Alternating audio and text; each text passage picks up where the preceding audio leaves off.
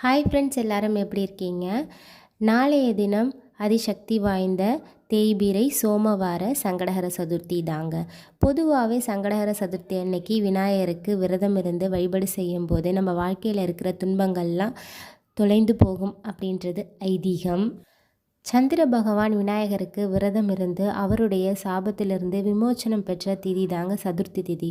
சதுர்த்தி திதி ஆரம்பிக்கிற நேரம் என்ன அப்படின்னு பார்க்கலாம். சதுர்த்தி திதி நாளைக்கு காலையில் 5:43 மறுநாள், அதாவது செவ்வாய்க்கிழமை காலையில் 7:48 வரைக்கும் சதுர்த்தி திதி இருக்குது. சதுர்த்தி திதி 30ஆம் தேதி வரைக்கும் இருந்தாலும் வழிபடக்கூடிய சரியான நேரம் என்ன அப்படின்னா 29ஆம் தேதி மாலை 6 மணிக்கு நம்ம வழிபாடு செய்கிறது ரொம்ப நல்லது.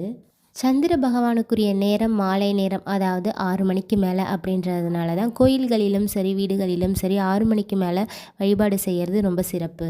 நாளைக்கு நம்ம வீடுகளில் செய்யக்கூடிய வழிபாட்டு முறைகள் பற்றி பார்க்கலாம்.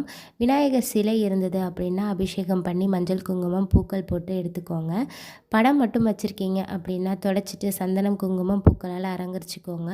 படமும் இல்லை சிலையும் இல்லை அப்படின்னா வருத்தப்படாதீங்க. ஒரு வெற்றிலை எடுத்துக்கிட்டு அது மேலே மஞ்சள் பிள்ளையார் பிடிச்சி சந்தனம் குங்குமம் வச்சுக்கிட்டு அருகம்புல் போட்டுக்கோங்க. பூக்களாலையும் அலங்கரிச்சுக்கோங்க.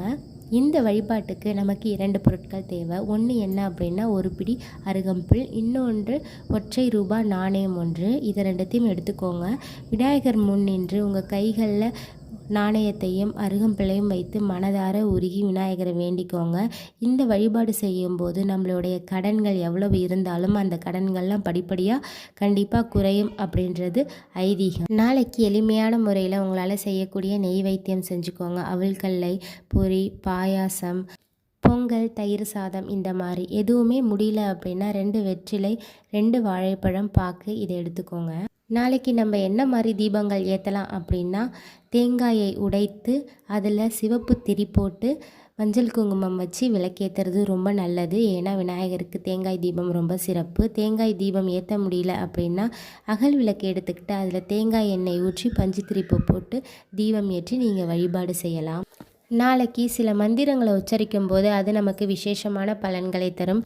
நாளைக்கு நம்ம சொல்ல வேண்டிய மந்திரங்கள்: விநாயகர் அகவல் படிக்கலாம், விநாயகரோட போற்றி படிக்கலாம். இது எதுவும் தெரியாதவங்க நான் சொல்கிறேன் இந்த 2 மந்திரத்தை நாளைக்கு உச்சரிங்க. முதல் மந்திரம் என்ன அப்படின்னா ஓம் லம்போதராய நமக. 2வது மந்திரம் ஓம் கம் கணபதியே நமக. இந்த 2 மந்திரத்தையும் நாளைக்கு 108 முறை உச்சரிக்கிறது ரொம்ப சிறப்பு. உங்கள் வீடு பக்கத்தில் இருக்க விநாயகர் கோயிலுக்கு போங்க. அங்கே நடக்கிற சங்கடஹர சதுர்த்தியில் பங்கேற்று கோயிலுக்கு உங்களால் முடிஞ்ச காணிக்கைகளை கொடுங்க.